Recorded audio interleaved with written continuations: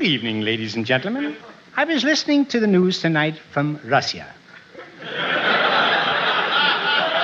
Frankly, I don't quite understand the news tonight from Russia. However, I probably would understand the news from Russia if I spoke Russian.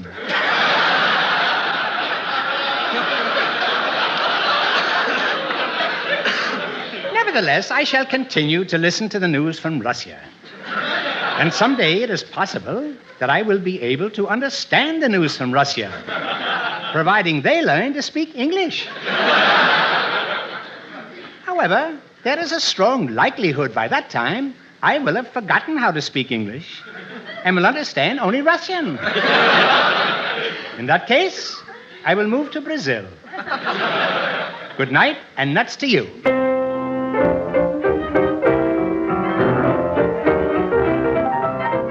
Welcome to the Marx Brothers Council Podcast, episode 85. That's a rodeo you're thinking of. I'm Matthew J. Conium. Find out what the J stands for at the end of the program. As always, I'm joined by co-host Noah Diamond. His will be the next voice you hear. I'm going to greet him and ask him how he is. You will then hear him answer. Hey, Noah, how are you? Noah's answer here. And for those of you who may have missed that, Noah's answer here. Also on the premises is our producer, Bob Gassell. And for those of you listening in black and white, I can confirm that he is sitting down. Well, the Marx Brothers, remember them? They appeared on film, on stage, on television, and on radio. And while we focused primarily on the first two of those media, we have often looked into their TV work also, most notably in episode 35, This Magnificent Chest, our deep dive into the Shout Factory Marx's on TV DVD set. But we spent comparatively little time considering their work in radio, though lucky subscribers may recall with a wistful smile our bonus podcast on Groucho and Chico's Hollywood Agents radio pilot in the company of BBC Flywheel writer Mark Brissenden.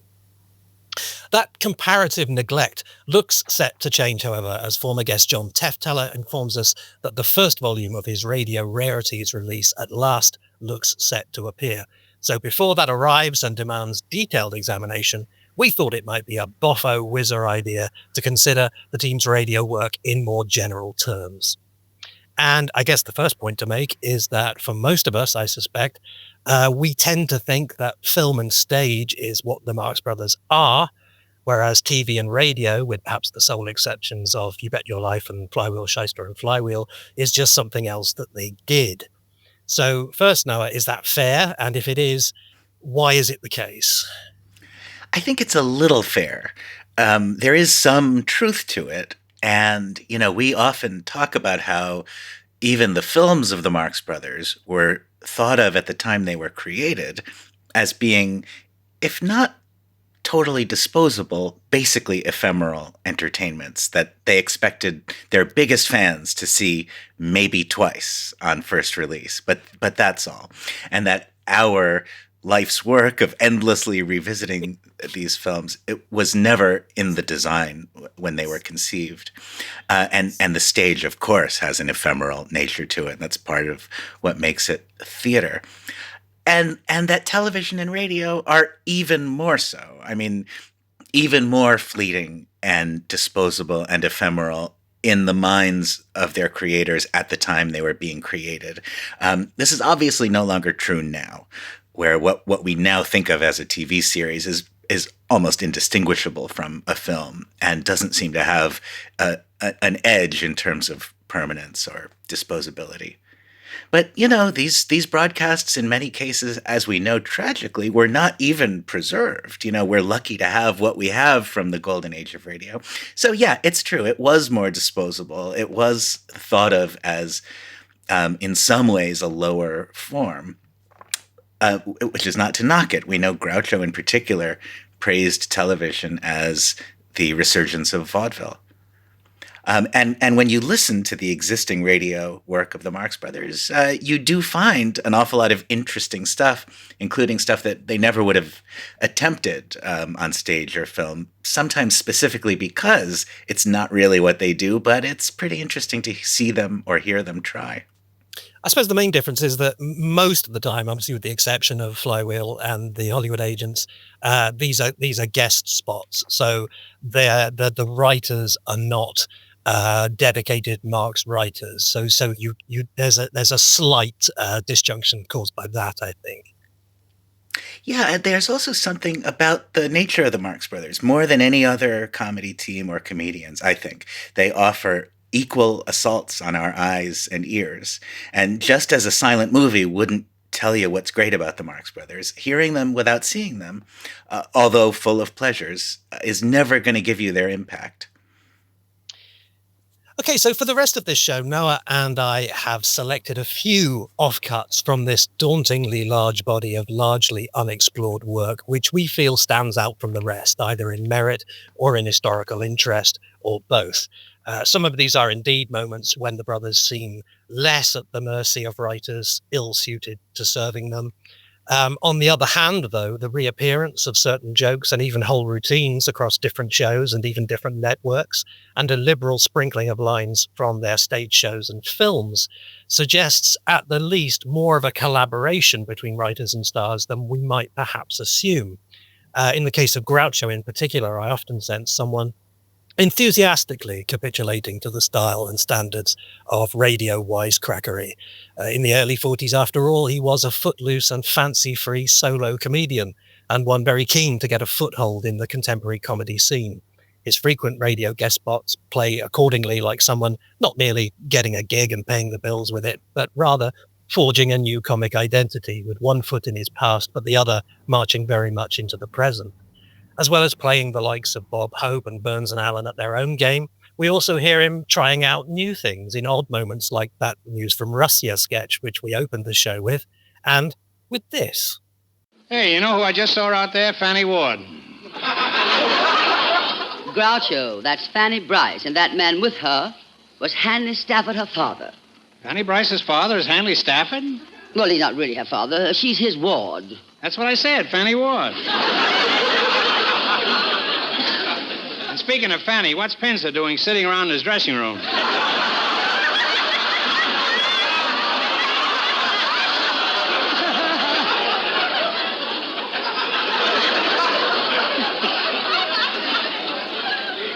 Why isn't he down here singing Some Enchanted Evening? Mr. Pinge is not singing Some Enchanted Evening on this program, darling. Well, somebody's going to sing Some Enchanted Evening in this darling program, even if it's only darling me.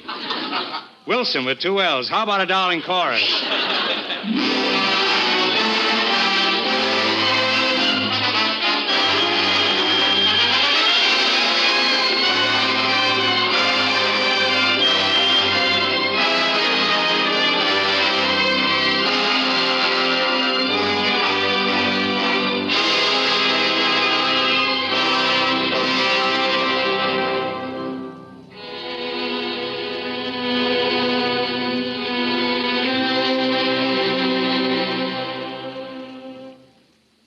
Some enchanted evening, you will meet a stranger. You will meet a stranger across a crowded room, and then you will know even then, that someday you'll meet her again and again. Yes, that's the way it happens. I was at a party some years ago. It was a cocktail party. Shrimp cocktails. Smallest drinks I ever saw. All of a sudden, I looked across the crowded room, and there wasn't a stranger in the place. So I went to another party, and there I saw her. I cut across the room. I took her in my arms, and I kissed her full on the lips. And she said, "Take that cheap cigar out of my mouth."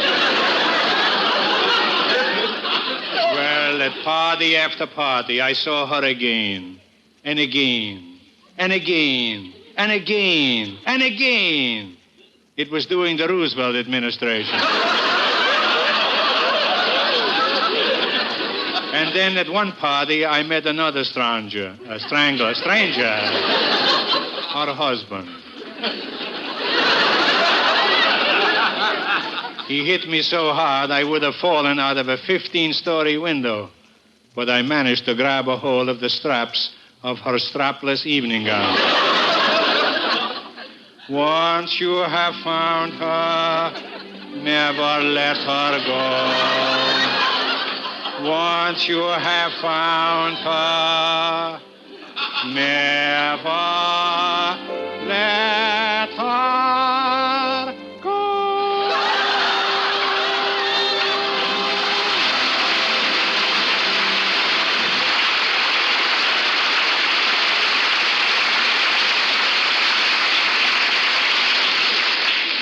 Groucho, that was divine.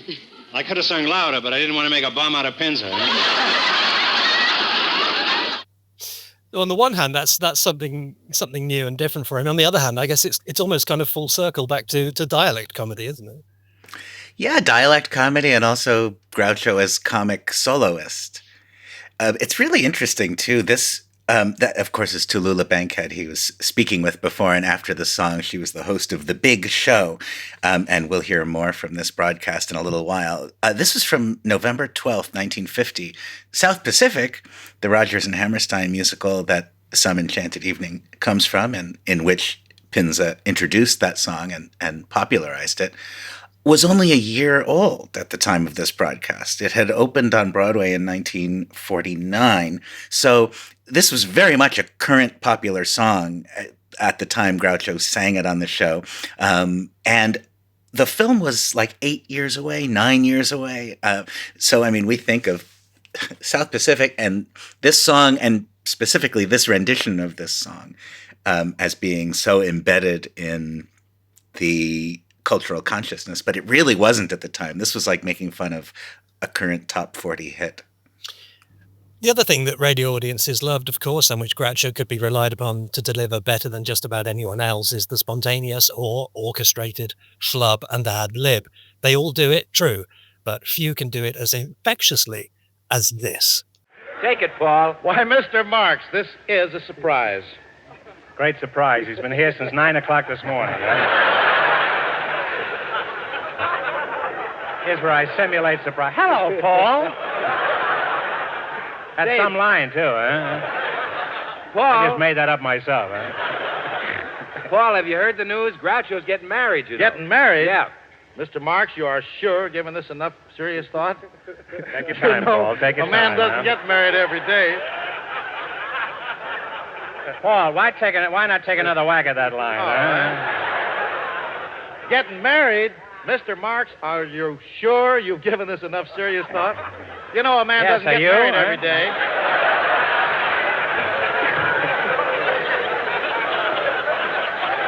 Now, Paul, would you mind throwing me the cue again just for the next line, huh? You know, a man doesn't get married every day. He doesn't, son. Apparently you don't read the Hollywood papers. But, Mr. Marx, do you realize what a solemn step you're taking? Marrying a woman? I can't think of anything else I'd rather marry. Mr. Marx, I hate to say this. It's just that, well, you know, marriage is for young people. Why, Paul Whiteman. Oh, not that you're a young man. It's just Not that you're not a you're young beginning man. to look a little.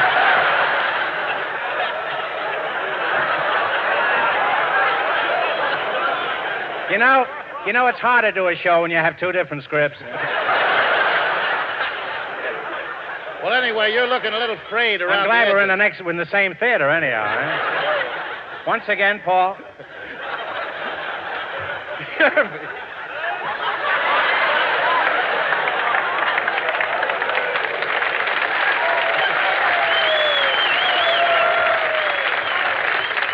You know, we call him two-line Whiteman, huh?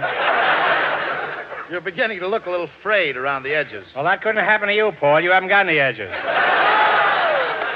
Anyhow, Mr. Marx, I want to congratulate you on falling in love. Well, Paul, you don't understand. Groucho's not marrying for love and romance. He's marrying a good laundress, a good housekeeper, a good cook. The way you describe it, I'm marrying the Andrews sisters. I'm just marrying one cook. Oh, Groucho, you're not marrying this woman simply because there's a help shortage. Well, what's wrong with that? She's marrying me because there's a man shortage. Say, by the way, Grouch, you haven't told us who your bride is. Well, I don't know yet. I'm going out to put an ad in the paper now. Young man with lima beans looking for young woman with corn. Object succotash. I'll see you later. Huh? It's no surprise that Groucho is by far the most frequently heard of the brothers on radio, partly because he spent several years assuming that's where his professional future would be located, and partly because his was the style best suited to it. Noah, what Groucho radio has caught your ear?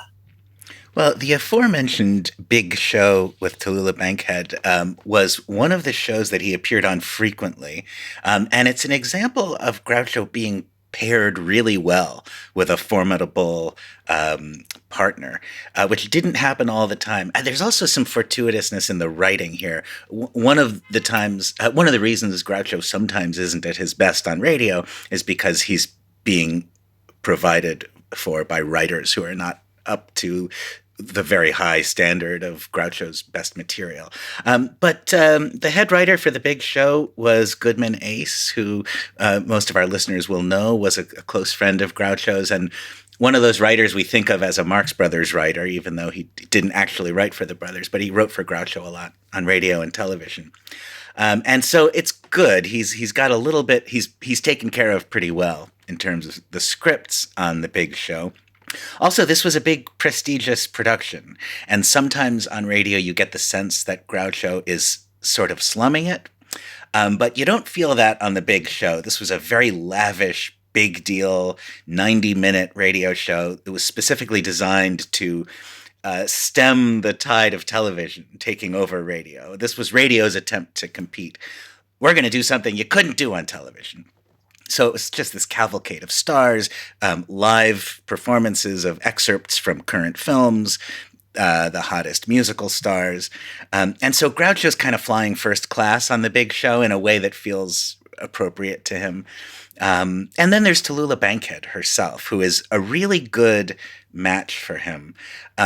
Many Marx Brothers fans will associate her mainly with the anecdote about Chico, which Dick Cavett has told very often, a great story about Chico's sexual advance, his apparently enthusiastically received sexual advance to Tallulah Bankhead. But that story somewhat is a little misleading because it makes her the proper lady and Chico the sexual pioneer. Actually, Tallulah Bankhead was quite something herself. No she slouch. Was from a What's She that? was no slouch. She was no slouch. Yeah, she was amazing, really, in many respects. She was from a prominent Alabama political family. Her father was William Bankhead. He was a prominent congressman and Speaker of the House in the late 30s. She was way out ahead on lots of things, civil rights and sexual openness. And the character she projected on stage and film, and at the Algonquin Round Table, of which she was a sometime member, is a very specific kind of character who we just don't see much in the Marx Brothers world, although she would have fit in very well. This is a character who's kind of the arch, smoky-voiced, witty woman, sometimes a femme fatale in the contexts of specific movies and plays. But what's most relevant about this kind of character for our purposes is that she has all the dignity of Margaret Dumont, but also the sexuality of Thelma Todd. And I wish we had had more opportunity to see Groucho with Tallulah Bankhead or a Tallulah Bankhead type. Oh, and, you can see lots of classic stage and film actresses who have a little bit of this kind of persona. I mean, you can see it in Joan Crawford and Bette Davis. You can see it in the Norma Desmond character. It's that. Also, Dorothy Parker has a lot to do with this kind of personality. And Tallulah Bankhead performed a lot of Dorothy Parker material on The Big Show. It's a shame. I think Groucho always said he was looking for a woman who looked like Marilyn Monroe and talked like George S. Kaufman. In a way, that was Tallulah Bankhead. Not that she looked like Marilyn Monroe, but, she's both a sex symbol and an incredibly witty, intelligent person who could more than hold her own with Groucho. and it's a pleasure to hear them together. You've just heard the names of the stars on this week's show, and you think that all there is, sweethearts. Ha I fooled you, didn't I? You thought I was going to say darlings. Well, just listen to this line up next week. Bob Hope, Jimmy Durante, Eddie Cantor, Jose Ferrer, Perry Como, Mindy Carson. Nothing but the cream of show business. That's NBC. Nothing but cream. I guess you think we're aiming rather high, but we always try to hit our marks. Groucho Marx, that's me.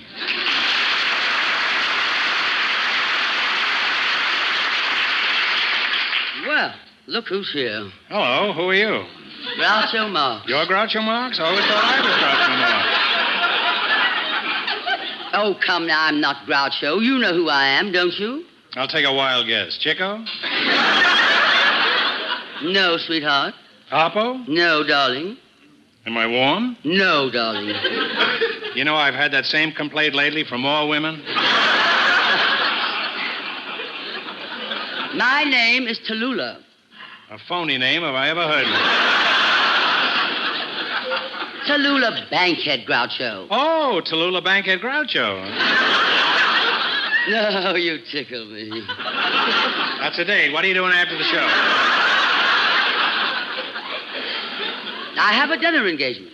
You believe in short engagements? I have an appointment after the show. What are you doing during the show? I'm pretty busy during this show, my pet. This is an hour-and-a-half program, you know. An hour and a half? Mm-hmm. That's a rather odd figure, isn't it? Well, yes. And speaking of odd figures, what are you doing after the show? Well, darling, I'm having a man for dinner. That's the main course. What are you having for Well, we're going to Ciro's for dinner. We're having pheasant under glass. You wouldn't consider a peasant under glasses, huh? Now, look here, my sweet. I'm getting a little bit fed up. And you haven't even had dinner yet. Oh, what's the use? You're incorrigible. I'll accept that, but who are you? I'm a fan of yours, Groucho, and I've always adored you. How can you say that? We haven't even been out together. So what are you doing after the show? I told you I'm busy. How about before the show? Before the show, I had a malted milk. You mind if I join you? I'm trying to tell you as gently as I can. I can't see you before, during, or after the show.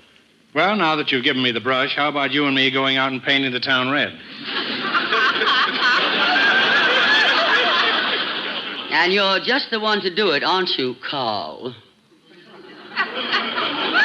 Carl, I'm Groucho Marx. And now, if you don't mind, I'd like to go on with the show. Go right ahead. Ladies and gentlemen, we have so many stars on our program. Tallulah. I used to know a Pullman car named Tallulah.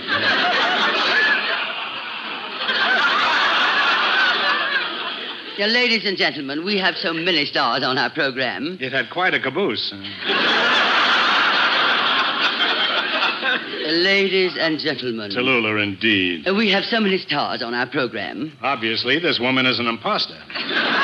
Ladies and gentlemen, we have so many stars on our program. Who sponsors this program? We have no sponsor. Ladies and gentlemen. No sponsor? No, it's sustaining, ladies and gentlemen. How can you sustain yourself without a sponsor? We have so many stars on this show. No sponsor. What'll my friends think?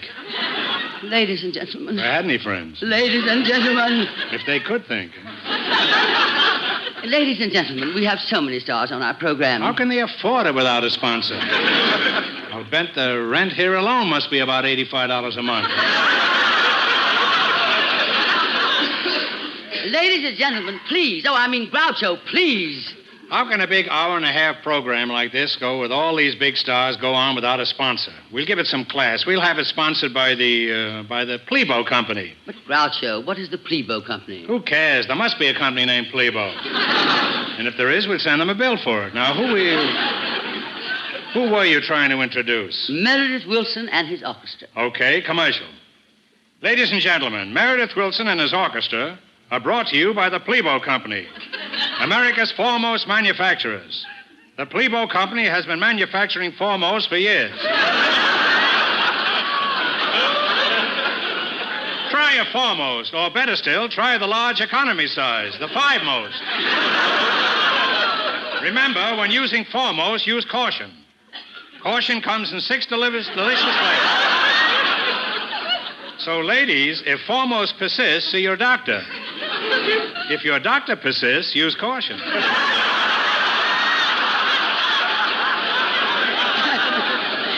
And now Meredith Wilson's orchestra plays Stardust, and I want to talk to you, darling. I remember you were one of the 4 Mills brothers. November 1950, folks. That was the last time it was funny to point out that the Marx Brothers and Karl Marx have the same last name. So as almost as old as broadcasting is the idea of commercial sponsors, and almost as old as that is the idea of fake commercials, using the commercial as a vehicle for parody and comedy. And of course, that was a natural for Groucho. I always feel whenever he did a real commercial, you could never believe him. Like on You Bet Your Life, he's speaking so earnestly about how great the DeSoto is. And you think, he's got to be kidding. I mean, obviously, this is not a car anyone should buy, because his very sound connotes insincerity. So he's very effective doing these fake commercials. And on this episode of The Big Show, he returns to do a couple of additional plugs for the Plebo Company. You have just heard Meredith Wilson and his orchestra, brought to you by the Plebo Company. So buy a box of Plebo today. And if you are not satisfied, return the unused portion of the product, and the Plebo Company will return the unused portion of your money. If you live in Canada, say hello to Papa Dion. But we have a distinguished cast of actors ready to go on with an exciting excerpt from the new Warner picture, Breakthrough.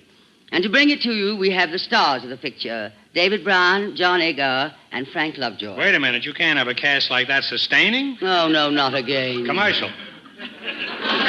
This program is brought to you by the Plebo Company, makers of that famous after-dinner motor oil. 50 years ago today, the Plebo Company opened its doors to the public. And today, just as it was 50 years ago, is November 12th. Plebo will serve you efficiently. It'll serve you promptly. Try Plebo. It'll serve you right.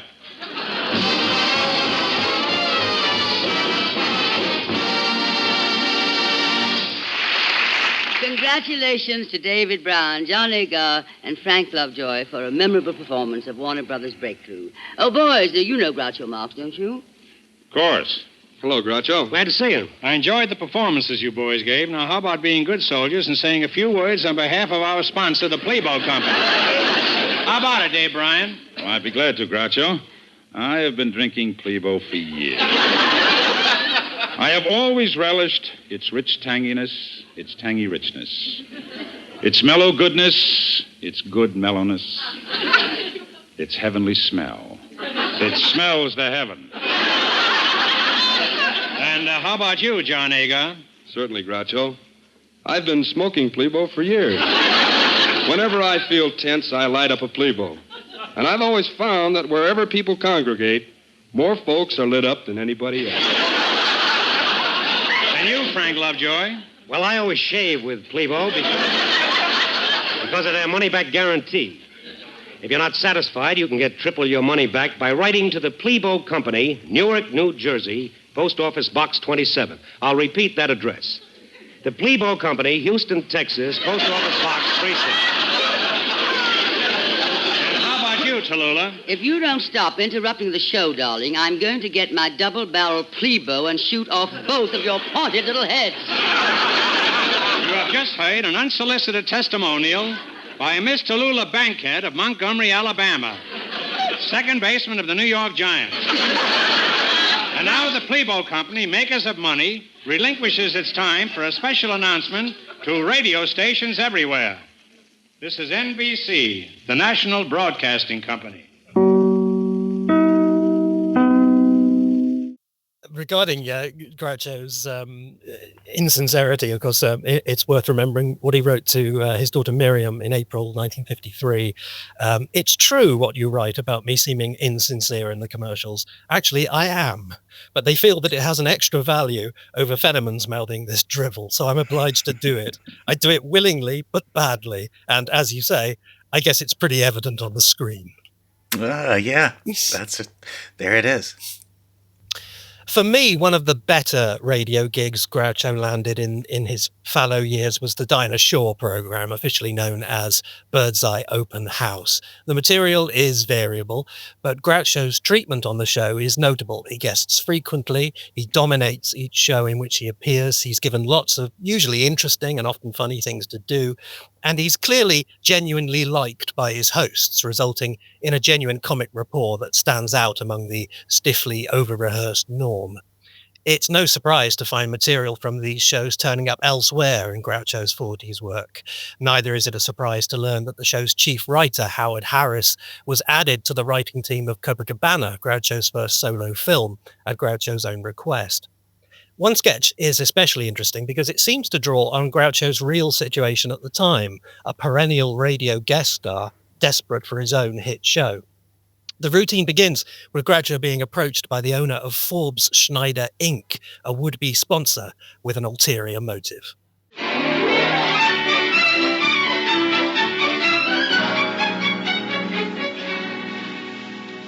Marx, I'm Mr. Forbes Schneider, president of the Forbes Schneider Ink Company. I just want you to remember one thing. I make 50 million gallons of ink every year. Well, every man is entitled to his hobby.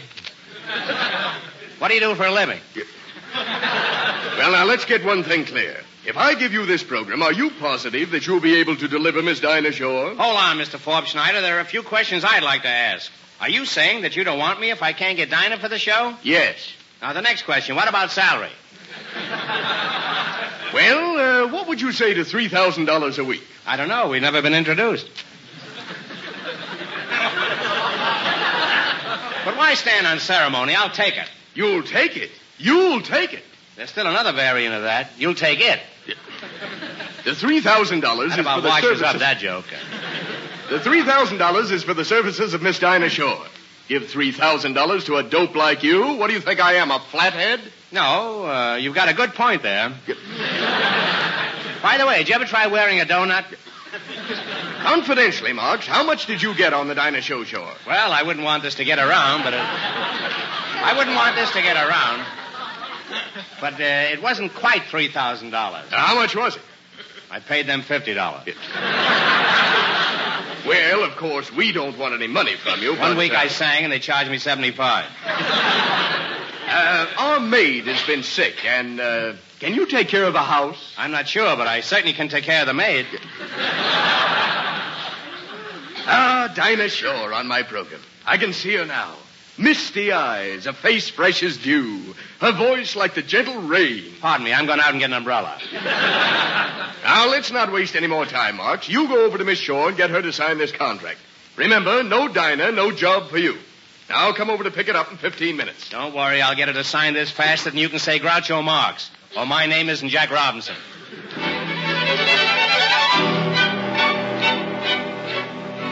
Later, we get to hear a selection of pilot shows for Groucho, which parody various 40s radio formats, including the news from Russia and an earnest discussion program.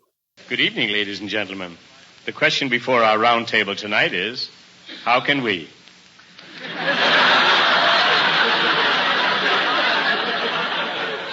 Well, it would seem to me, Marx, that you're taking a very prejudiced point of view and overlooking the element of doubt. That sounds reasonable. Suppose I put it this way. If in the face-off. Are you implying, Marx, that the security of our future is imperiled by such an attitude? I hate to be definite, but I can't help saying that I'm uncertain. Well, in that case, I'm forced to go along with Zell. Would I make myself clearer if I rephrased the question and said, is there or is there not? But, Marx, you completely disregard Shore's conviction. I'm forced to go along with Zell. Suppose I say that I think. But this is a democracy. Well, then, suppose I say that I. That would cause inflation. Well, then, just suppose. That might work. In that case, I think we all agree. All right, then I'll sum it up. It seems, ladies and gentlemen, that this discussion has conclusively proved that the Atchison, Topeka, and Santa Fe is a great song. And we predict that someday it will become the name of a railroad. Probably the New York Central. And with eerie prescience, we also get a game show. It's worth remembering that Groucho embarked on You Bet Your Life with some reluctance, considering game shows the lowest rung on the entertainment ladder. Something of his initial feelings leap from his performance here. People are Groucho, and here is our master of ceremonies, Groucho Marx.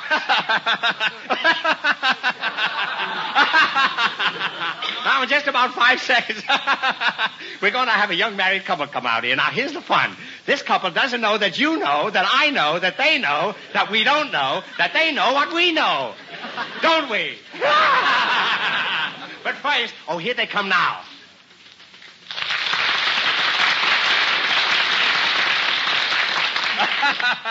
And what is your name? Harry Krillick. Well, how do you spell it? With 2 S's. Splendid. Oh, just the way it sounds, eh? Are you married? What do I look like, smorgasbord? Oh, you're Mrs. Krillick. Likewise, I assure you. Do you have a first name? Matilda. Isn't that wonderful? Do you mind if I call you Matilda? Why should I mind? I'd mind if somebody called me Matilda. Now, Mr. Krillick, here's how we play People Are Groucho. We give you a 500-pound sack of wheat, and you have to hold it above you.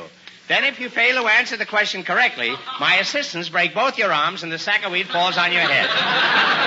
Any questions? Would you mind if I wear my derby? Now, let's play it fair. Now, Mrs. Krillick, you stand opposite your husband, because when the sack falls on his head, it automatically releases a trapdoor under you that starts you on your way to China. I'll do the laughing here if you don't mind, huh? Any questions? When do I see my mother again? Well, don't worry about that, because in our next stump, we get rid of her, too. Now, here's the question, Mr. Krillick. Would you tacitate or facilitate a partisan?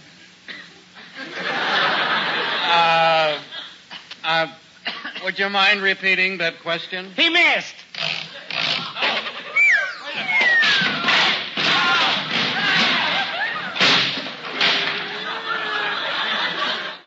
Well, good as You Bet Your Life is, I think we've certainly missed something. I think we should have had a full run of People Are Groucho.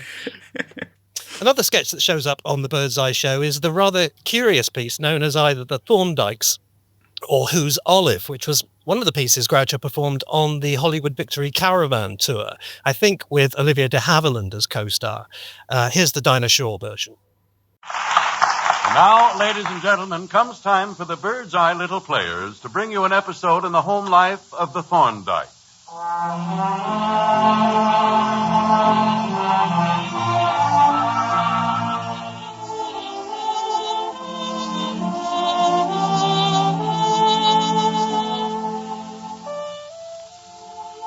Mary, played by Dinah, and John Thorndike, played by Groucho Marx, are in the parlor.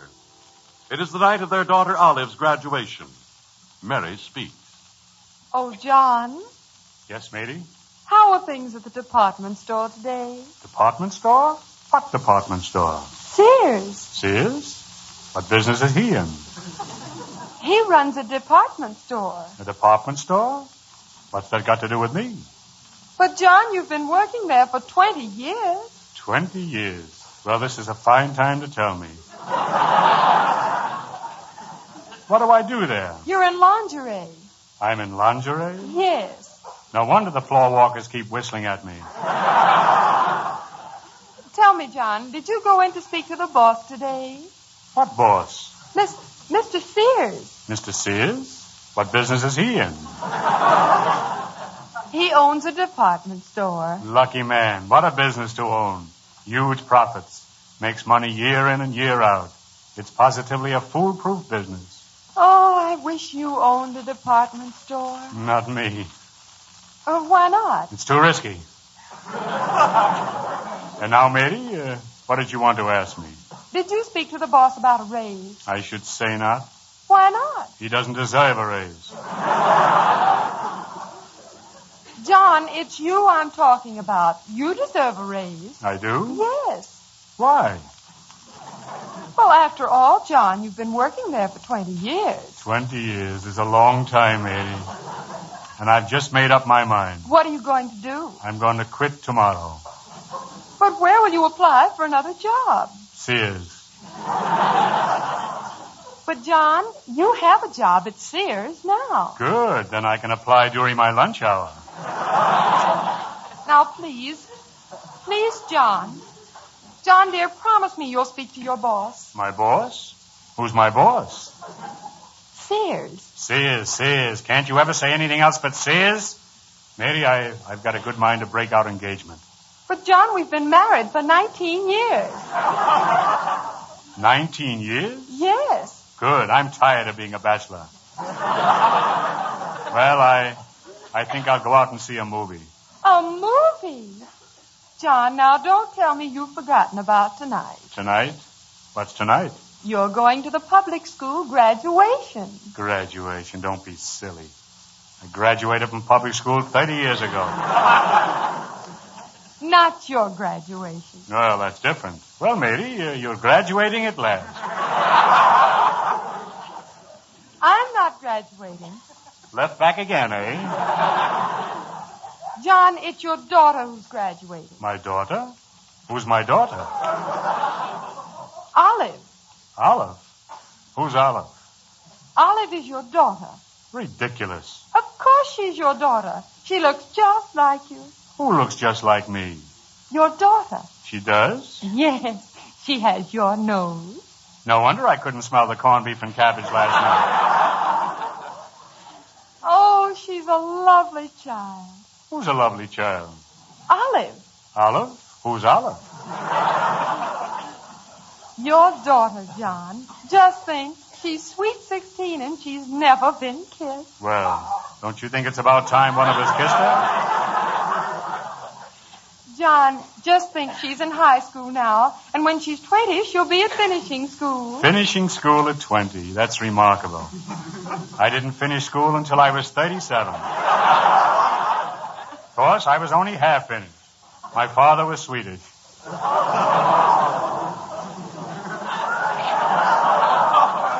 You know, I think high school is very important. My father went to high school, and he took his hat off to no man.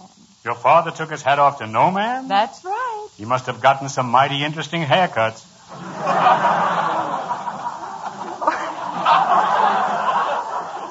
Oh, John, you're so absent-minded. I just know you didn't get a graduation present for Olive. What did you get her? I bought her a fountain pen, the kind that doesn't leak 16,000 feet in the air. 16,000 feet in the air. Yes. Olive is a tall girl, isn't she?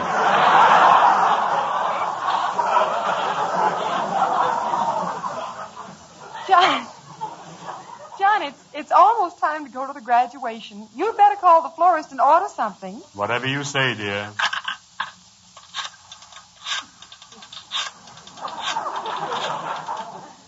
Hello, Acme Florist? Yes, I'd like to order some flowers. For who? Just a moment. Who are the flowers for? For Olive. Olive? Who's Olive?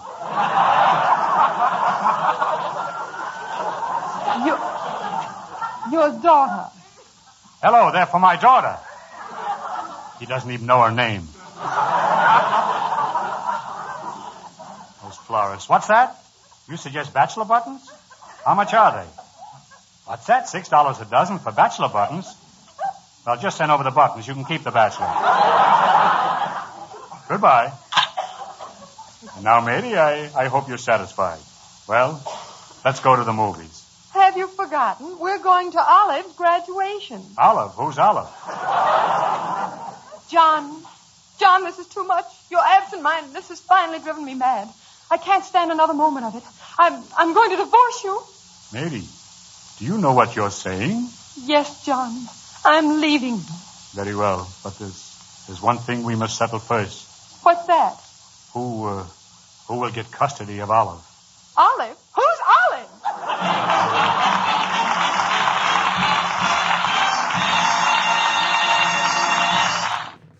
I just wanted to mention some of the things about that appearance that are so remarkable. I mean, one thing that is very useful about these radio appearances is we do get to hear Groucho do characters more than we ever heard him do in the movies. I mean, he would sometimes lapse into another voice for the purposes of a bit.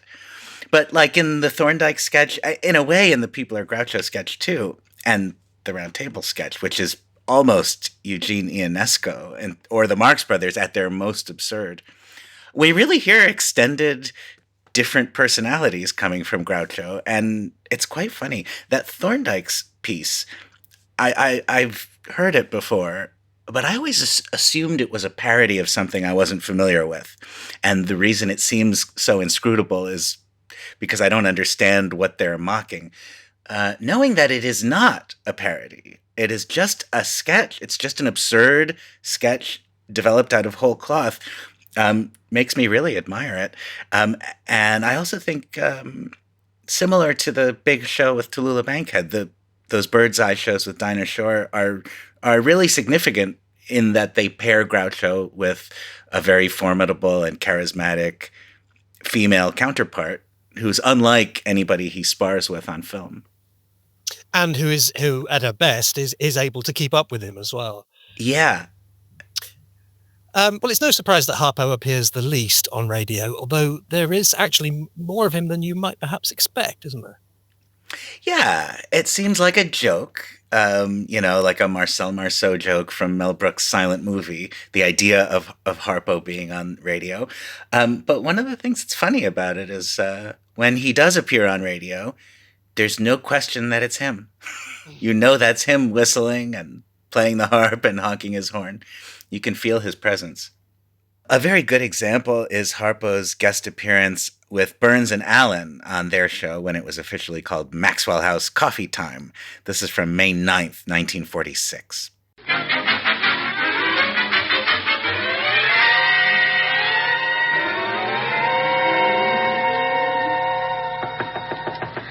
Oh, I hope the Marx Brothers are home. Oh, it's Harpo.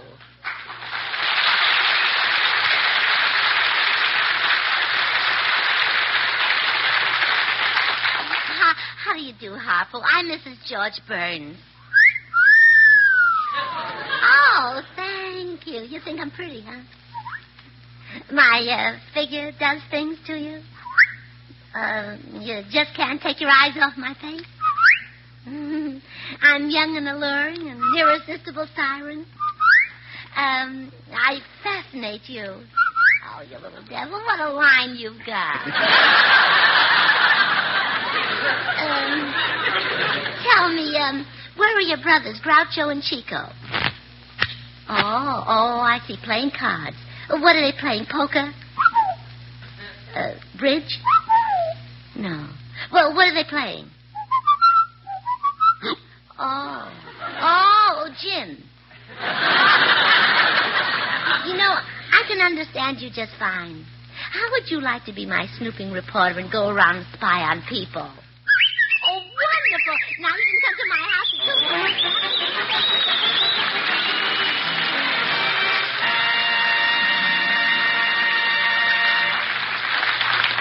Are you serious, Gracie? You hired Harpo Marx as your snooping reporter? Well, sure. Well, what good is he? He doesn't talk. But he honks. So does a goose, and that you can eat. You better get rid of him. Well, I've got him out working on all kinds of scoops right now. For instance, wouldn't it be wonderful if he could get the inside story of how Mickey Rooney kisses his wife goodbye? Huh? Well, maybe he can find out the name of the fellow who boosts him up. I see what you mean. Oh, there's Harpo. What do you bet he's got a wonderful scoop? Come in. Hello, Harpo. Oh, I'd like you to meet my husband, George. And beep beep to you. Did you bring me the scoop, Harpo? Good, let's have it. Oh, no, not a cold scoop. Smart as a whip, this kid. Harpo, let me explain to you what a scoop is. For instance, if you knew a story about one of Hollywood's great lovers that no one else knew, that would be a scoop. Oh, you mean you've got such a story? Oh, wonderful. Who's the great lover? Clark Gable? No, huh? Errol Flynn? Not him either. Jerome Power? Well, who is it then?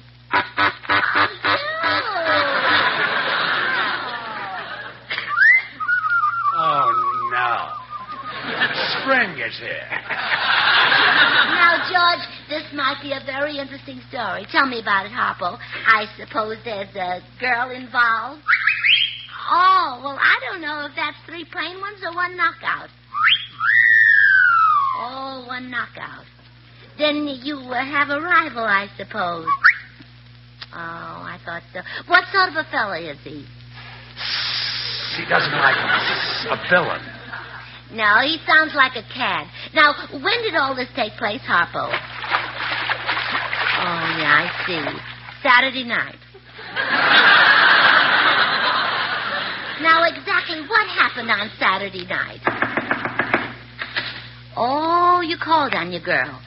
Were her mother and father home? Oh, just her mother. This is the greatest story since Lost Weekend.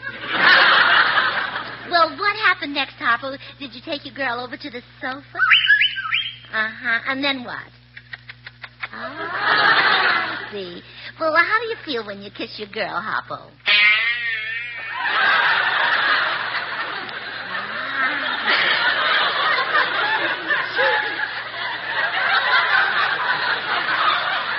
She must be quite a girl. All right, you were kissing her. Then what? Uh-huh. And was there someone at the door, maybe? Uh-huh. Who was Got it? the cue backwards, but we got it in. The rival, huh? And what did he want? Oh, same thing you wanted. Well, did he take your girl away from you? Oh, poor Harpo. Did you find someone else to net with? Oh, yeah? Who was she? You had to take her mother. Well, I guess the young girls don't go for you. The Bobby Socker's like a different type of man. He's rattling bones. Well, that's who they like, Frank Sinatra. Well, you see, Harpo, it's too bad that you can't serenade the girls like Frankie Boy does. Ooh, that's right. You have your harp. Oh, show us how you woo the girls with that.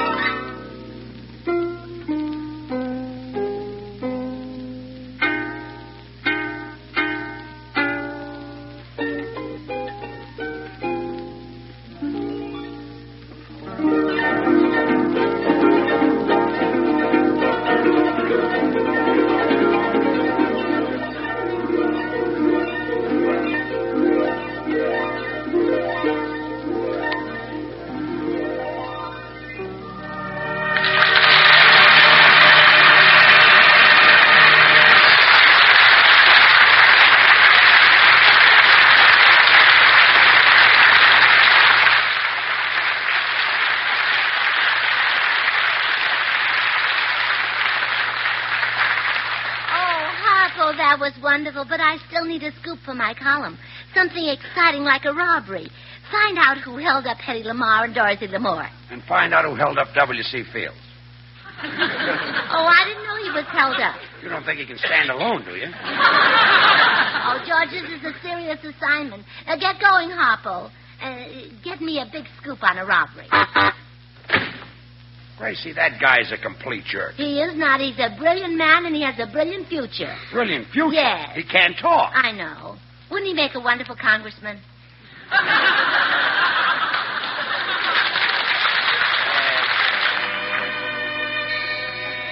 Oh, good. There's Harpo with my scoop. Come in. Hello, Harpo. The Sunset bus is back. Well, Harpo, did you get a story about a robbery? Wonderful. Harpo, I want to apologize. Let me shake your hand. What did the robber steal? Wait a minute. A piece of silverware just fell out of a sleeve. He must be the robber. Oh, no, not Harpo. He probably just had lunch at the Brown Derby and picked up a souvenir. He had breakfast and dinner there, too. A fine man you hired, Gracie. He's nothing but a crook. A no-good Oh, thieving... now, don't get so excited, George. Calm down. I'll go in the kitchen and get you a glass of water. Harpo Marx. Shame on you. Breaking the law for 3 lousy knives. For 5 lousy knives. For 6 lousy...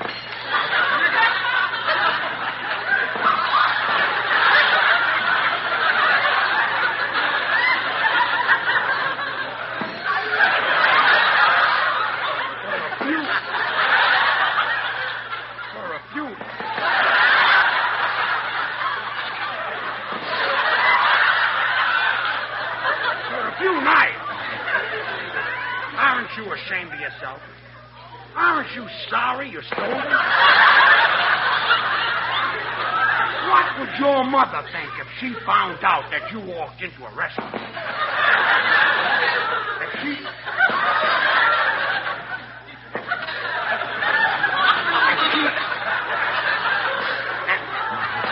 How about the Hilton?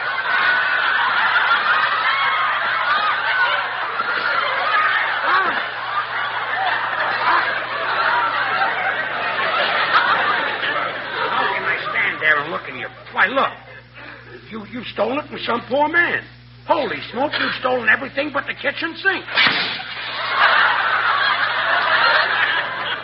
That too, huh? I feel sorry for the poor sucker you stole this all from. Oh, George, I couldn't get you a glass of water. Someone stole our kitchen sink. Harpo, you mean I'm the guy you robbed? You robbed the bank? You robbed the bank? You robbed... You robbed the bank?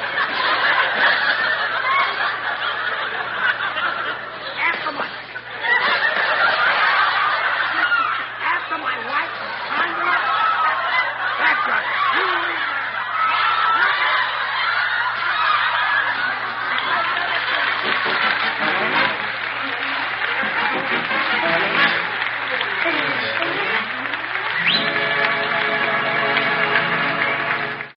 The writer Kim Newman said about Boris Karloff's performance in Frankenstein that even though all he does is grunt and growl, he somehow grunts with an English accent. And it's exactly the same, those whistles and the dropping of the cutlery. Somehow, as you say, it is unmistakably Harpo doing it. Yeah, couldn't possibly not be him, even though for most technical purposes, it could be anyone.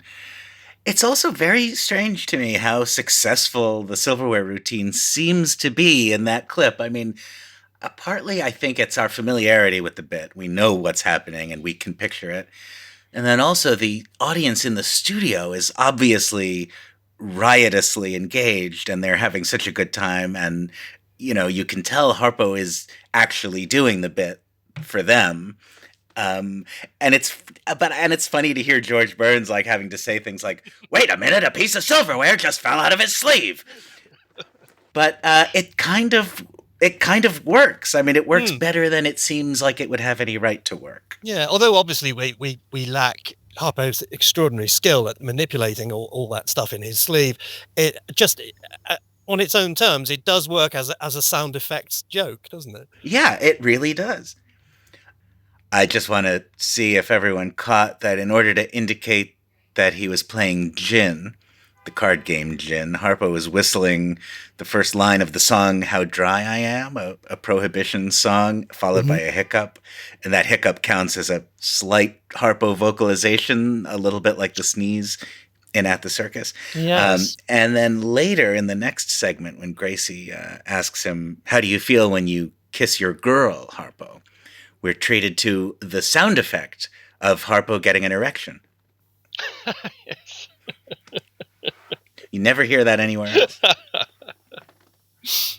Well, on the face of it, there's no reason why Chico couldn't have been a frequent radio presence, a nifty comedy persona that's largely verbal and works well in dialogues with other comics, and sterling musical gifts on top. But his appearances seem to have been relatively few, and certainly I get the feeling that at least when Groucho's not around, he sounds a bit ill at ease on radio. Would you agree with that?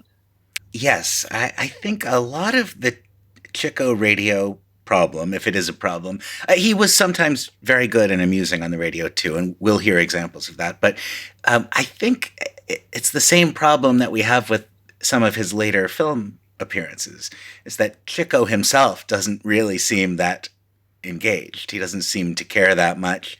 His version of being a comedian is a lot like his character's version of being whatever he is in the movie. He just kind of shows up, here I am, and he's not working hard enough, perhaps. This is a curious recording many of our listeners might be aware of. It is thought to be an audition recording.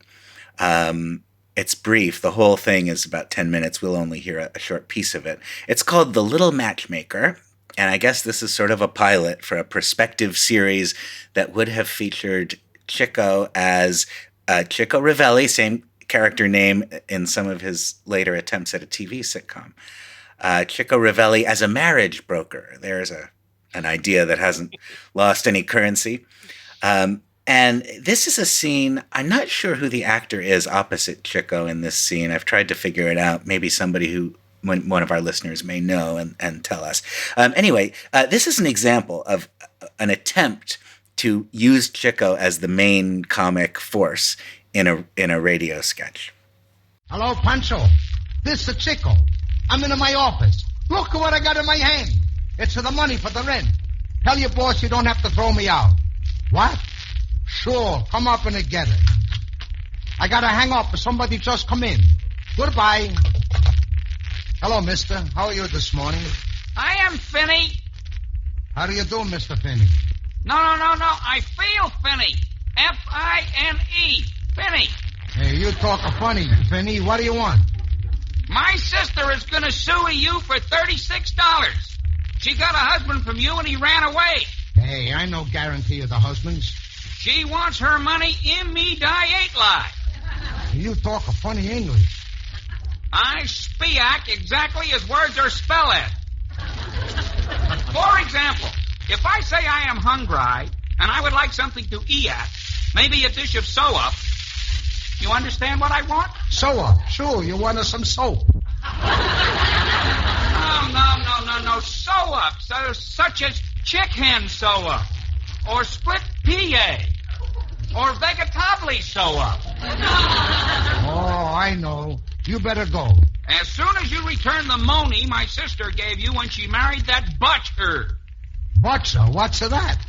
Butcher. He runs the butcher shop. All kinds of meat at.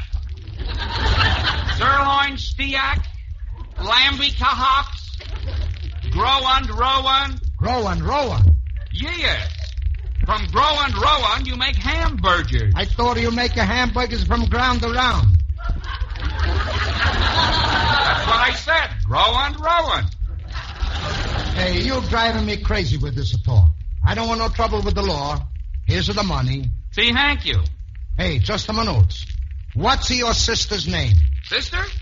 I have no sisters. Go and buy ye. What do you know? I got swindled by a dirty crook. The other guy sounds like David Lynch as Gordon Cole. He does that. Yes, he very much does. Yeah. Okay, so this is an example, I feel, of a very unsuccessful attempt to use Chico on radio. In this case, in a way, the attempt is to make him into Groucho by pairing him with somebody who does even greater violence to the English language than Chico does. But it doesn't work for Chico to be on that side of this kind of relationship. And it also doesn't work, the device that they've given to this character isn't consistent. It doesn't make sense. There's a sort of better developed version of it that we can identify in other places, like that Monty Python sketch about the guy who can't pronounce the letter C. But this really falls flat. Now, I think, although the material wouldn't be any better if you cast Groucho in that same scene doing the Chico part, it wouldn't feel like quite such a disaster. But Chico is so miscast in that role as hey, you're not making sense to me, While still saying things like just a minute. Yeah, exactly. Right, yeah. Mysterious piece of radio. That was from August of 1952, by the way. Oh, that's much later than I realized, yeah. Yeah. He does far better in a more familiar appearance on the Fitch Bandwagon. This is a whole decade earlier, December 1942. I can see I've got to keep hold of myself with Chico Marx to contend with here on the old Fitch Bandwagon. Now, look, Chick, don't get me confused right off now from the very first. Just tell me, how do you like being here on the bandwagon? Oh, well, first I got to get one thing straight. How much you'll pay for me to play onto the bandwagon? No, Chico, not the bandwagon. It's bandwagon. We all buy bonds, and we've done what we could here on the bandwagon to sell bonds. But this happens to be the bandwagon. Sure, that's what I say. How much you'll pay for me to play onto the bandwagon? Oh, what's the use? I give up. Yeah, that's just what I want to know. How much you going to give up? Well, Chico, what do you usually charge for playing? Well, for playing, $10 an hour. Well, what do you charge for not playing? $20 an hour. Well, what do you charge for rehearsing? $30 an hour. Now, wait a minute, Chico. What do you charge for not rehearsing? Oh, that runs into money. Well, look, Chico, how much will it cost if you don't rehearse and if you don't play? Oh, you couldn't afford it. Well, what would you charge to drop into an open manhole? Just the cover charge. Why don't you drop in sometime? Sewer. That cleans that up pretty good, eh? No, we weren't too surprised when we found Chico Marx coming out with an orchestra after his years on the stage and screen. After all, his piano playing featuring the shooting of notes with his fingers, which you're all familiar with. Well, that was always a big hit when he appeared with his equally mad brothers, the famous four Marx brothers. Do you like this new work, Chico? Sure, Toby. And I especially like it very much to ride onto this fish wagon.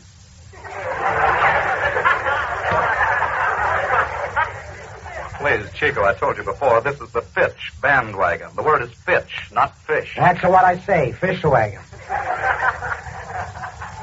All right, so I'll try just once more. Look, Chico, Fitch is something that's good for your head.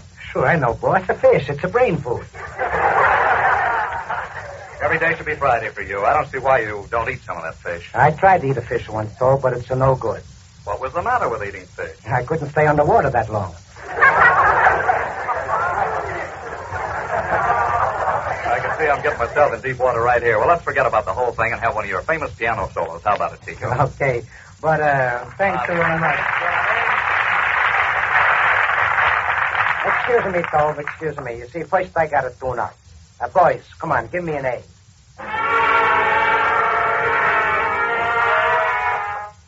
I think somebody snuck in a B on me. But, Chico, what's the matter with that? Well, I don't like anybody to put a B on me. You know, Chico, you're awfully close to an idiot.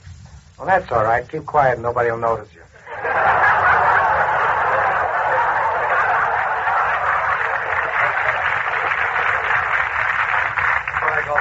Very nicely, Chico. And now, Toby, for a change, I'd like to play something classical. For a change, it would be nice to hear you play something classical. What's it going to be, Chico? Well, I'd like to play the second movement from the Beer Barrel Polka. Well, that gives you a rough idea of what's happening to the classics since Chico Marx has become an orchestra leader. Here it is, passengers, just as Chico featured it in his movie A Night at the Opera. Chico Marx, the piano, and the beer barrel polka.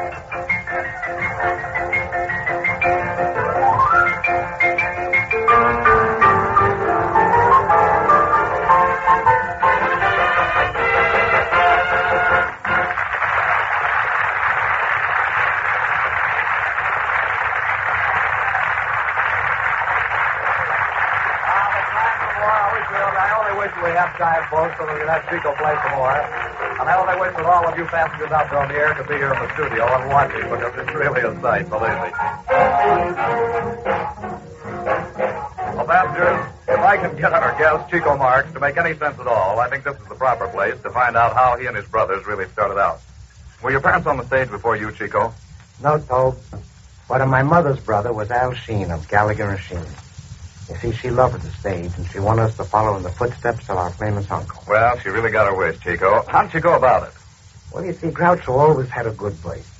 You see, he sings pretty good yet. That is, when he cuts out his clowning. Which is kind of tough, I suppose. Oh, yeah, it's a pretty tough. And Harpo taught himself to play the harp when he found an old harp in the attic left by my grandmother. Well, believe me, he plays that harp all right. What was the start of the act as we know it today, Chico? Well, Groucho, Harpo, and Zeppo were doing an act together in Waukegan, and my mother took me to see them. They didn't know I was coming. See, I hadn't been home in 5 years. Well, I can imagine that was quite a reunion. No, it isn't what you think. He could have gone home. He just hadn't been home. Were they surprised to see you, Chico? You bet they were. You see, I asked the orchestra leader of the theater to let me play the piano for their act. They didn't know I was there. He was a tired violin player. Maybe you heard of him. Yeah, I think I know a tired violin player by the name of Ben Burney. No, it's the other one, Jack Benny. Well, I should have suspected when you mentioned Waukegan. Tell me, what happened when your brother spotted you out there in the orchestra? Well, you see, Harpo saw me first. He had an orange under his hat that he used in the act. So he took it out and hit me right on the head with it. I threw it back and hit Groucho. And the act broke up with us throwing things at each other. The audience thought it was all part of the act, and they ate it up, and they decided to put me in it. Well, I'm inclined to go right along with the audience, too. That gives us a good picture of the start of the Marx Brothers' style of comedy. Well, Chico, right here, I'd like the passengers to meet your beautiful and diminutive little blonde vocalist, Kim Kimberly. How about that? Now you're talking, boss. Hey, Kim, come over here, honey. Hey, Toad, isn't she cute? No, she really is, Chico. Oh, please, Chico, you mustn't put your arm around me.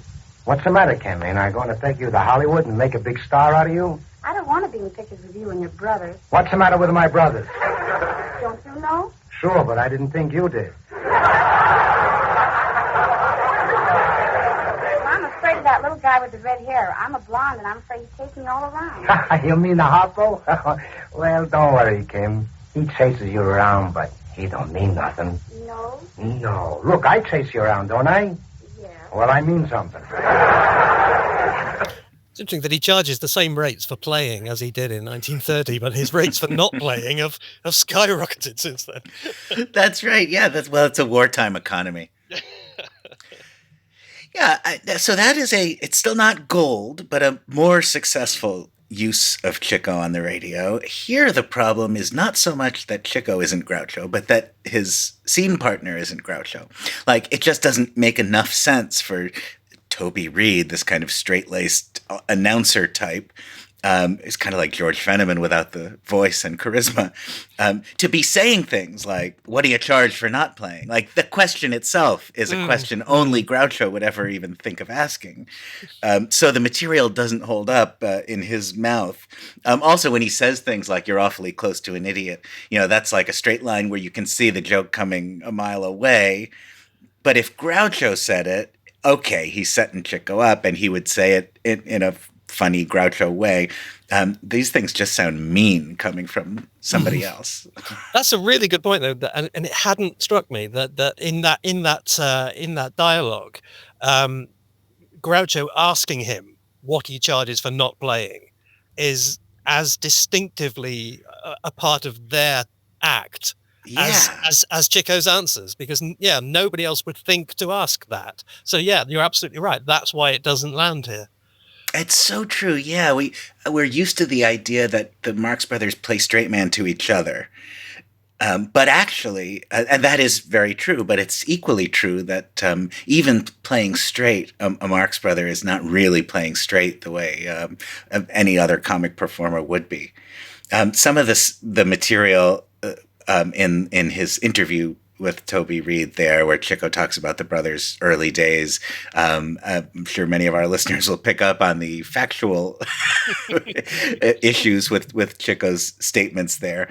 But it is kind of interesting how early it is, 1942.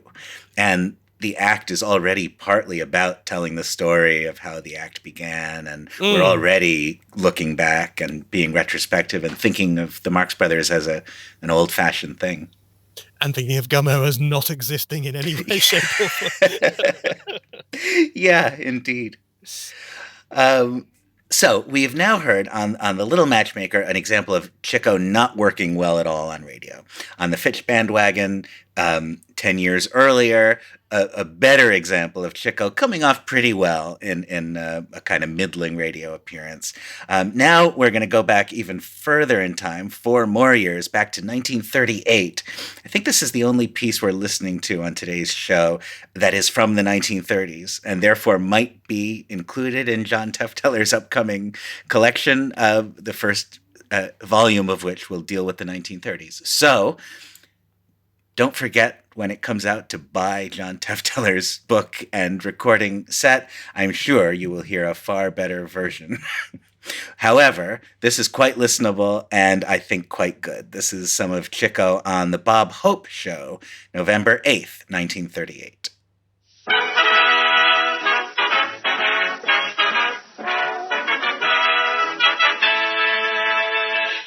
And now, ladies and gentlemen, we take great pleasure in presenting one of the foremost comedians of Hollywood, one of the famous Marx Brothers whom you saw recently in the great RKO Picture Room Service.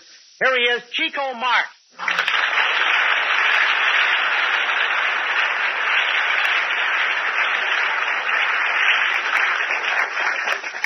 Thank you very much. Well, so long, Bob. Wait a minute, Chico, what are you leaving for? When the people applaud, that's enough for me. Wait a minute, we got to do a show. I know, but I got to go home and learn how to play the piano. Well, can't you learn how to play next week? No, next week I'm giving a concert. Yeah, well, what about our audience? You've got to do something for them. Okay. Wait a minute, Chico, this is no place to sell ice cream. Why not? We need some good humor around here.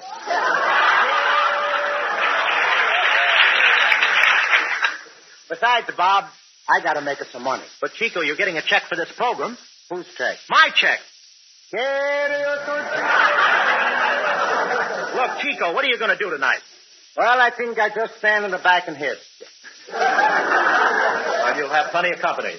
Well, goodbye, Bob. I must go home now. Say, Chico, you like that house of yours, don't you? How many bedrooms have you got?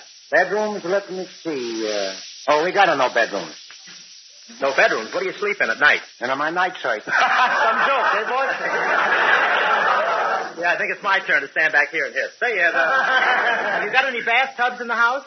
Well, I tell you, we got a new plan. We got a shower right over the bed. Shower right over the bed? Mm-hmm. All we got to do in the morning is to turn the water on, and then we don't get wet. Well, why don't you get wet? We don't sleep in the beds. Look, Chico, if you don't sleep in the bed, where do you sleep? In the park.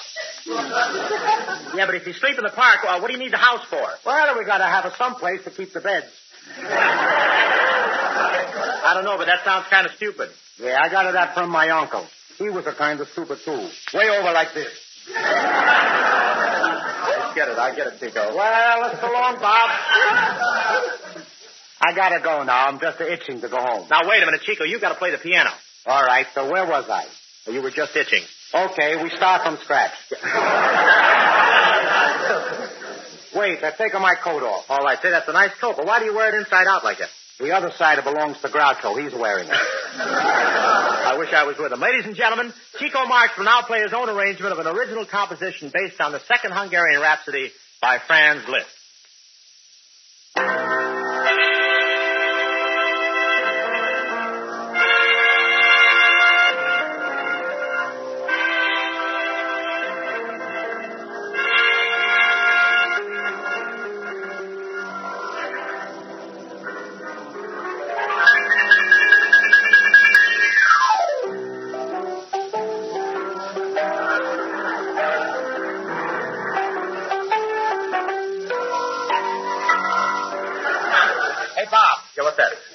You want to buy a ticket for the Rose Bowl football game?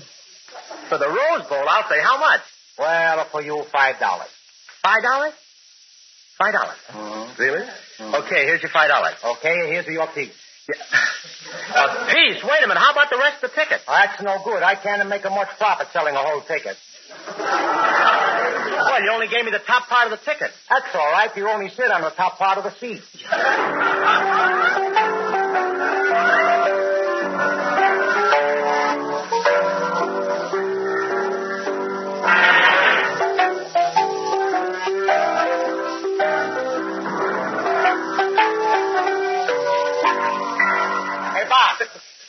Hey, Bob, I forgot to tell you. You know you got a good seat for that football game, right in the middle. In the middle? Uh-huh. Yeah, right behind the middle of the scoreboard. Behind the scoreboard, but how do I see the game from there? Well, I tell you. I sell you a nice brace and a bit. Then you make a nicer hole for yourself. I'm in the hole now. How much does that cost? $4.25. $4.25 for a brace and bit? Yeah, $4 for the brace and 2 bits for the bit. I wish Groucho was here to give me an answer for that one. I miss him more than you do.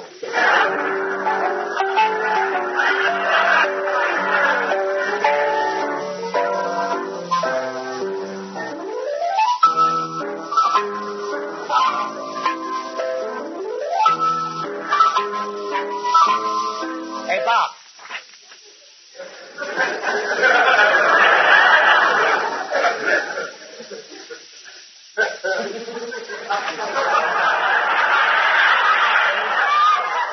Sounds like Harpo.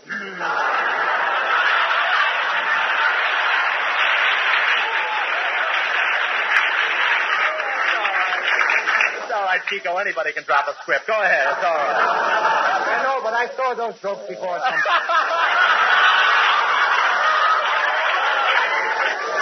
You'll see him again, too. Hey, Bob. What's that? I'm going to do you a real big favor. Oh, don't go home so early, Chico. No, I'm going to let you have a pair of field glasses for the game. Well, Chico, I'm not so sure I can afford it. How much are you going to let me have them for? Very cheap, only 25 cents. Well, that's reasonable enough. Now, how about some lenses for the glasses?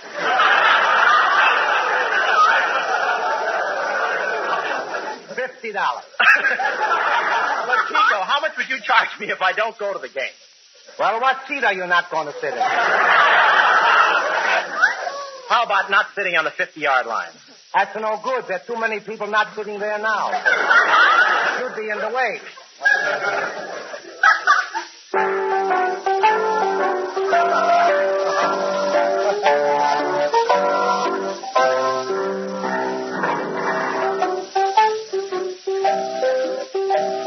Hey, Bob, we got some more jokes.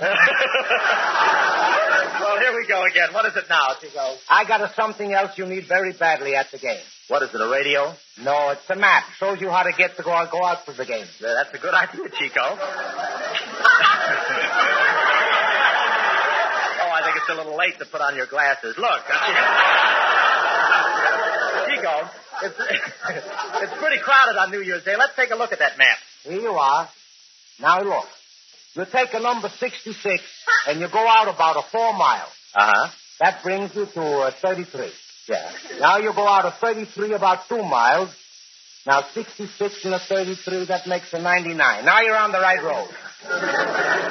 Now you take a 99 for 280 miles, and that brings you to the Grand Canyon. Oh, boy, that's a beauty. Hey, that gives me an idea, Chico. I've never been there, and I'll need a vacation about New Year's. Is there any fishing? Sure, fishing and hunting. You want to buy a license? I was afraid of that. Wait till I go home and sell my annuity.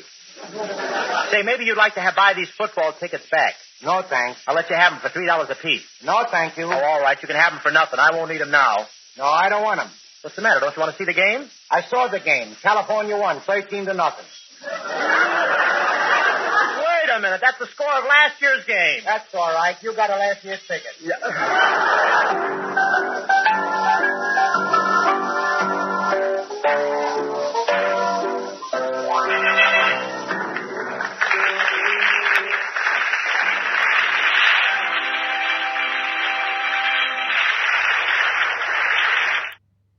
Could I just point out that these radio appearances are good evidence for all of us who like to call him Chico? They're evidence that people who didn't know how to pronounce it assumed it was pronounced Chico. But he could easily have said to Bob Hope, oh, by the way, it is actually Chico, Yeah, actually, it's true. In all these radio appearances, he always refers to himself as Chico, but others tend to call him Chico, or as we heard both Bob Hope and Toby Reed call him Cheek, shorten it to Cheek. Yeah, I mean, I think it's evidence both that the name was pronounced Chico and that nobody, including Chico, cared very much.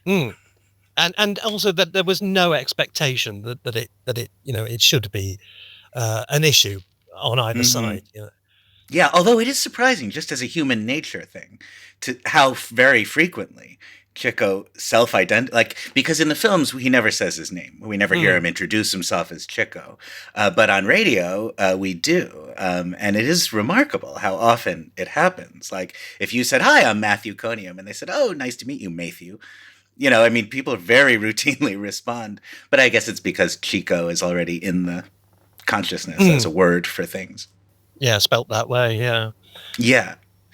It also vaguely seems like it might be an Italianism in some way. Interesting how the Tootsie Frutti refrain was already such a characteristic, a signature thing for him. This is only 1 year after the release of A Day at the Races. Interrupting the piano solo to do comedy bits is very effective. It reminds us a little bit of the piano stuff in Animal Crackers. But it comes up less often than it might have in the Marx Brothers filmed work, and it's pretty effective here with Chico and Hope. And then also the dropped script reference and a little bit of ad-libbing. You can't help but wonder if John Goodell had been present, would this have led to Chico hosting a quiz show? You bet on my life. Yes. Also from the Bob Hope Show, we've got this little sequence. I think counts as a partial success. Ravelli in court. Here you are. Get your Cracker Jack, popcorn, alibis, bail bonds, and a Tootsie Frutti ice cream.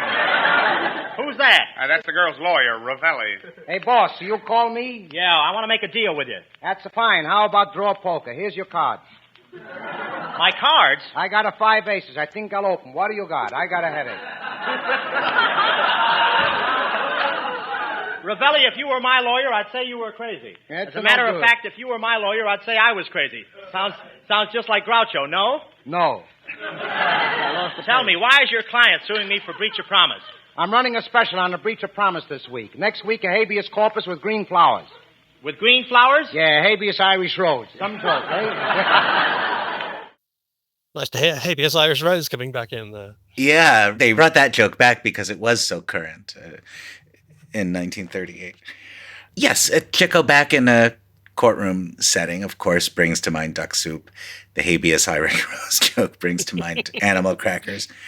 One of the things that's interesting about the Bob Hope appearance is all the references to Groucho's absence. In the first bit we heard, there's the moment where Hope mentions Groucho, and Chico says, "I miss him more than you do," which is a really funny moment.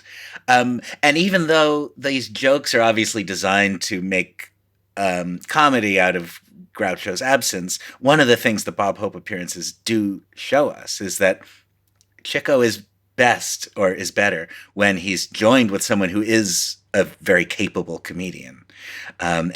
Chico Marx, partly because of the character choices that were made so early in his career, in a sense, never really became a complete comic force on his own. He needed another great comic. He needed just the right other great comic counterpart with him. And Groucho and Harpo both served him extremely well in that regard. And here Hope does too. I mean, I won't say Hope is on the level of a Marx brother here, but it's very good, and Chico being with somebody who is a comedian and who is a kind of wisecracking verbal comedian. It's just a better chemistry than when Chico is paired with these square types on other shows. I think the reason why what we've just heard with Hope, for me, works so much better than, what was that other guy called? Toby something? Yeah, Toby Reed. Yeah. Toby Reed, I think, is because these Chico duologues work better when they kind of snowball, and the other guy is coming back fast with the responses, whereas these straight announcers like to take their time, and they like to wait for the laugh to subside, and then, but how much do you charge? And it just doesn't, because it has to keep starting again. Whereas with a comedian like Hope, it sort of acquires its own momentum. Absolutely. Yeah. Yeah. And it just feels like two old pros having a catch, They can rise above the material if they need to. The timing alone can sell a lot of that humor. Also, just what we know about them. We know that, Chico and Hope know each other. There's some pre-existing chemistry going into this, and it just works. Also, as with Groucho on the big show, there's a sense that Chico is flying first class, that he's an important guest on an important show opposite a famous host. Wait, you got no Zeppo for us? Yeah, no Zeppo on the radio, sadly. Not that he never appeared on radio, but we don't seem to have any surviving Zeppo radio, unless John Tefteller has a surprise for us. He's got it up his sleeve. I wouldn't be surprised. Well, that's where we leave this preliminary excursion into the world of Marxian radio, but with the promise of much more to come. Noah, if I said the word Patreon, what would you come back with? I would come back with a stack of postcards, among other things, which is sitting right in front of me now. It'll go into the mailbox today. That is the September card, so it'll be arriving in early October for our Patreon subscribers at the top 4 levels. If you are not a subscriber to the Marx Brothers Council podcast on Patreon, get to it, my friends. There is a world of Marx Brothers reward in store for you. At every paid level of our Patreon system, you can hear our monthly bonus segment, a little extra Marx Brothers Council podcast just for our subscribers. And at this point, it's quite an archive. We've done more than 30 of these bonus segments, so it's like getting many more episodes of the podcast instantly when you subscribe. And at the higher levels, you can receive not only our monthly postcard, the September card has artwork by me, but several of our cards have artwork by talented artists, and you will receive those as well. And at the higher levels, T-shirts, tote bags, original and exclusive Marxian designs that can all be yours. Plus, you can't put a price on the satisfaction you will feel knowing that you are contributing to this effort, helping to keep afloat the internet's only ongoing Marx Brothers podcast.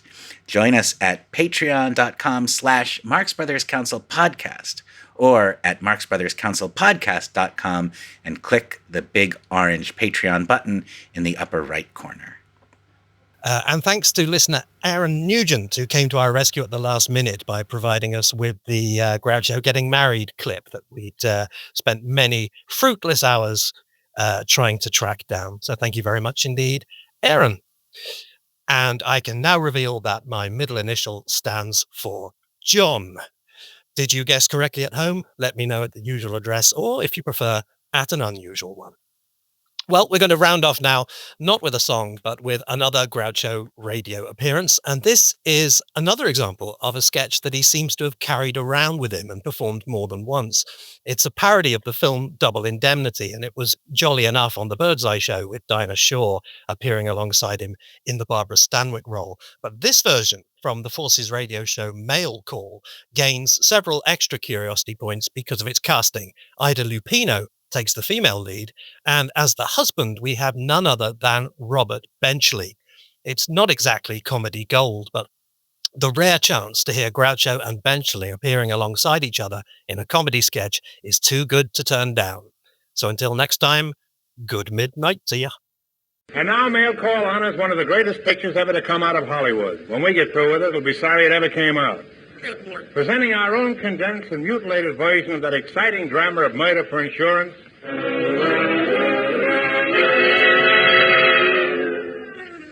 Double Indemnity. We're not allowed to say them on the air, you know. We're very fortunate in having with us an all-star cast. To begin with, there's me. And as if that weren't enough, we will present that great emotional actress, Ida Lupino, through the courtesy of the Warner Brothers. Both of them. In addition, you will hear Robert Benchley through the courtesy of Barney's Bar and Grill. Both of them. And now, Harry Von Zell, please set the scene. Certainly. Double Indemnity. Spending it very badly lately.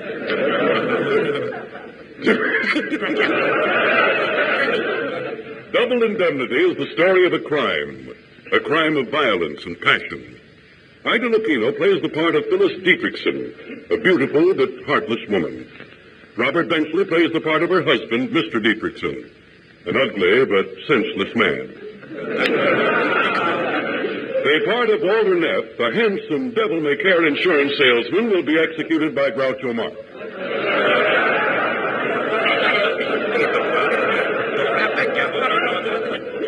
I don't see anything particularly funny about that. Incidentally, I also help execute Dietrichson. That's left over from the last joke. I forgot to take. As the scene opens, Walter, our dashing insurance salesman, is driving up to the home of his latest prospect.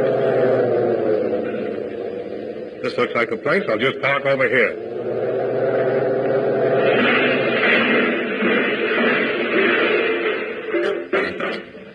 Curses. Too bad I haven't got any insurance. Oh, well, I'll swipe somebody else's policy. Let's see that address again. 487 Manslaughter Drive. That sounds lucky. I'll ring the bell. This is my fourth prospect today. I've written 3 policies so far. I hope I can sell this one a bill of goods. Oh, hello there, handsome. I hope I can sell this one a bill of goods.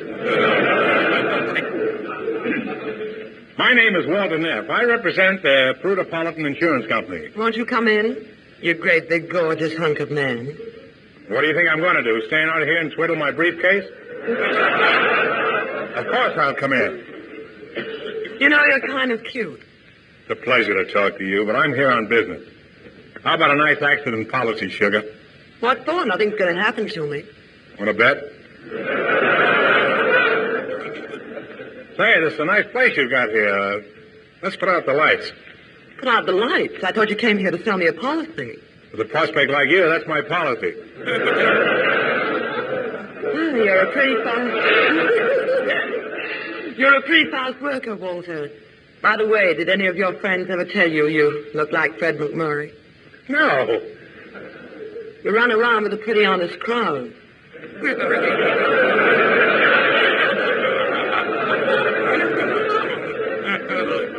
Quit stalling, sugar.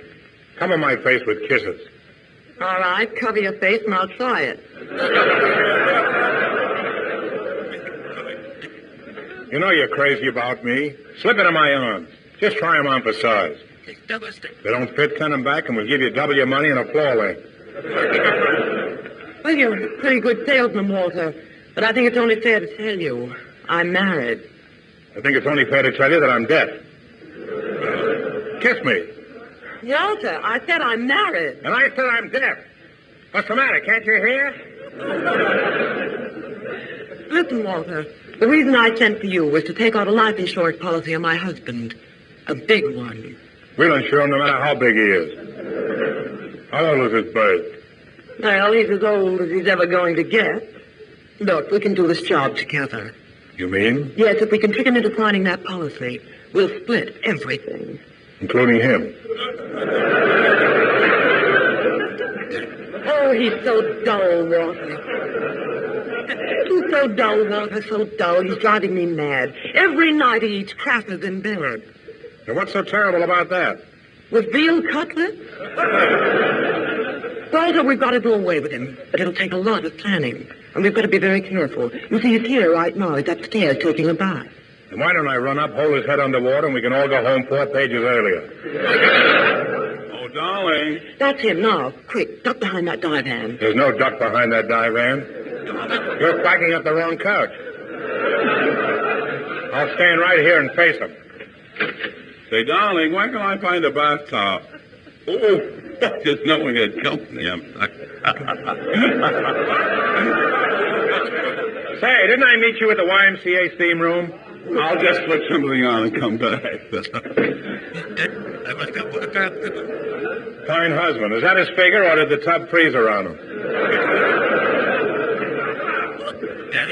We've got to work fast, Walter. We'll be back in a minute. Don't worry, sugar. I'll take care of everything. Just let me do all the talking. Why should now be an exception? That's better. You were much pinker before. Darling, this gentleman is from the Prudepolitan. He's one of their Cracker Jack salesmen. Good. I'll take a box. Yeah, take a box. It makes a slow chaser for veal cutlet. Look, I'm Walter Neff. I'm an insurance salesman. I'm Mr. Dickerson. I'm very dull. Mr. Neff wants to talk to you, dear. Why don't you sit down? All right. That's fine. I meant on the chair. Well, that old thing. Well, what did you want to talk to me about, Mr. Neff? Insurance. How would you like to take out a nice, big, fat insurance policy? But I've got some life insurance. $2,000 worth. $2,000 worth. Don't be ridiculous. It costs us more than that to cement you in the cellar.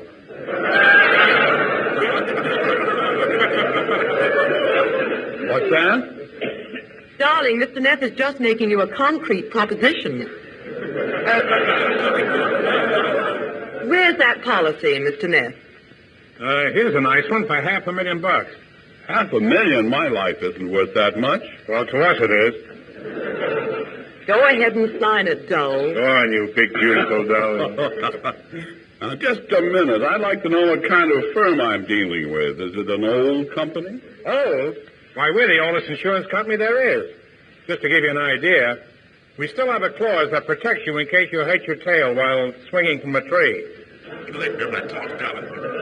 Well, I wouldn't be interested. I've got a tree. It's better that way. Well, if you got a swing.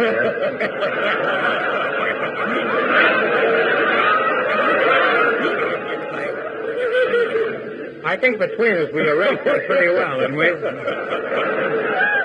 Guys, it's kind of chilly in here. I think I'll stand over here by the fireplace.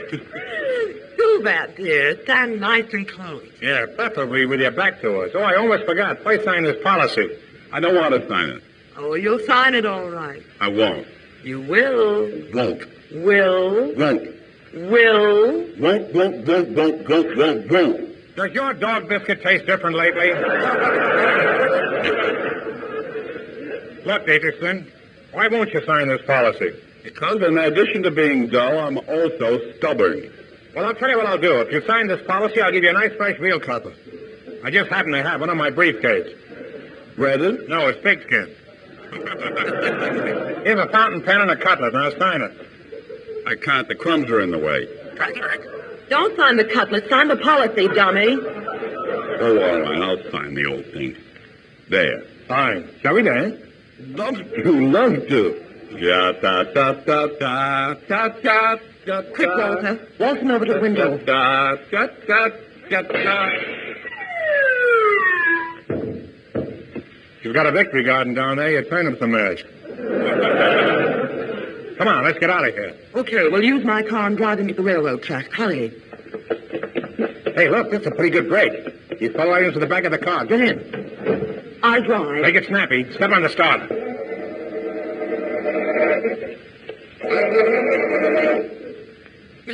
Nice battery. I've seen more juice than a baby's bib.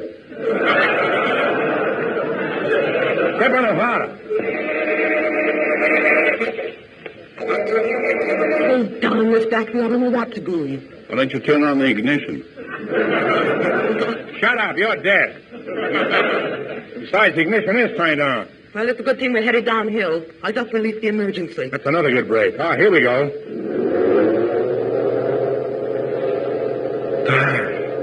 There's nothing I like better than a nice drive in the country. Isn't it romantic? Just you and I and that lucky stiff in the back. How can you talk of romance at a time like this? Why not? I'm hungry. Here's a drive-in. Let's get something to eat. Good evening. What can I do for you? I'll have a hamburger with anything. I'll have a roast beef sandwich. Okay, anything else? Make mine a veal cutlet. There's a busy little body if I ever heard one. It's the cops. They're after us. Somebody's reported the murder. Oh, this is awful. For heaven's sake, miss, hurry up with those sandwiches. Never mind the sandwiches. Step on the starter. Forget the sandwiches. Give us some plain bread. It's no use to jig us up. What do you mean? Those guys in blue suits aren't sailors. Well, they won't take us alive. Come on, Walter. Let's shoot each other. It's a deal. I'll shoot you first. Now you shoot me. Well, come on, shoot me. That's a woman for you. They'll double-cross you every time.